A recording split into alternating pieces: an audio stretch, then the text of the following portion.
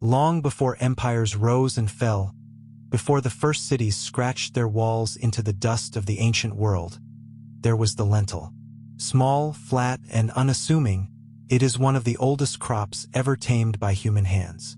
Archaeologists have traced its cultivation back more than 10,000 years, to the rugged hills of the Fertile Crescent, where the rivers of the Tigris and the Euphrates gave birth to farming itself. There, among the wild grasses of the Near East, our ancestors gathered the tiny seeds of a flowering plant and learned, season by season, to coax them into something dependable. The lentil was among the very first companions of agriculture, sown alongside wheat and barley at the dawn of settled life. It belongs to a family of plants we now call pulses, the edible seeds of legumes harvested for food rather than oil. Beans, peas, chickpeas, and lentils all share a quiet and remarkable gift. Through a partnership with bacteria in their roots, they pull nitrogen from the very air and fix it into the soil, feeding themselves and enriching the ground for whatever is planted next.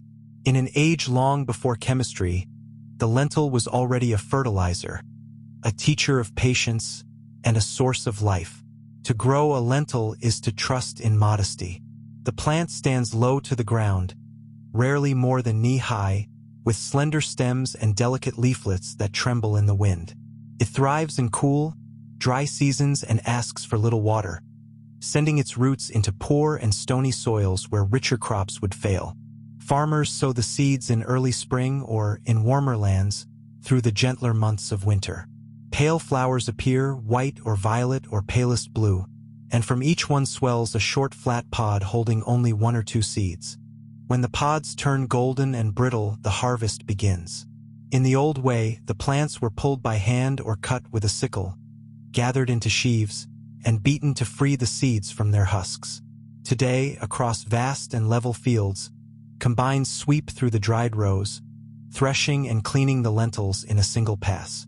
Yet the rhythm remains the same. Sow in the cool, wait through the dry, gather before the rains return. The lentil has fed humanity through every chapter of its long story. It appears in the tombs of ancient Egypt, pressed into offerings for the journey beyond death. It is woven into scripture, in the tale of a birthright traded for a simple bowl of red lentil stew. Roman soldiers carried it, monks cultivated it, and across the plains of India it became the heart of the daily meal, simmered into the warming dish known as dal.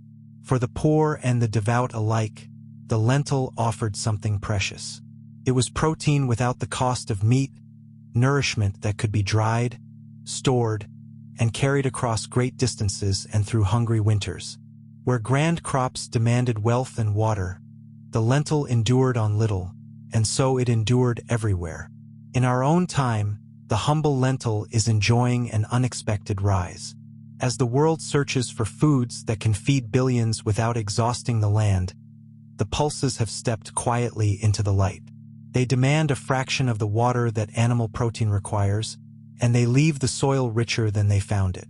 The United Nations declared a year of pulses to honor their promise, and farmers from Canada to India to the dry plateaus of Australia now grow them across tens of millions of acres. Scientists study their power to balance our diets and to cool a warming planet, while cooks rediscover the gentle versatility that sustained our ancestors. The same seed that fed the first farmers now offers an answer to the questions of the future. There is a lesson folded into every tiny lentil. It is the story of how the smallest things, given time and care, can carry the weight of civilizations. It does not tower in the field or glisten on the vine. It simply gives year after year, quietly enriching the earth and the people who tend it. From the first hills of the ancient world to the tables of today, the lentil has remained what it has always been. A small seed, a great gift, and a reminder that abundance often begins with the humble.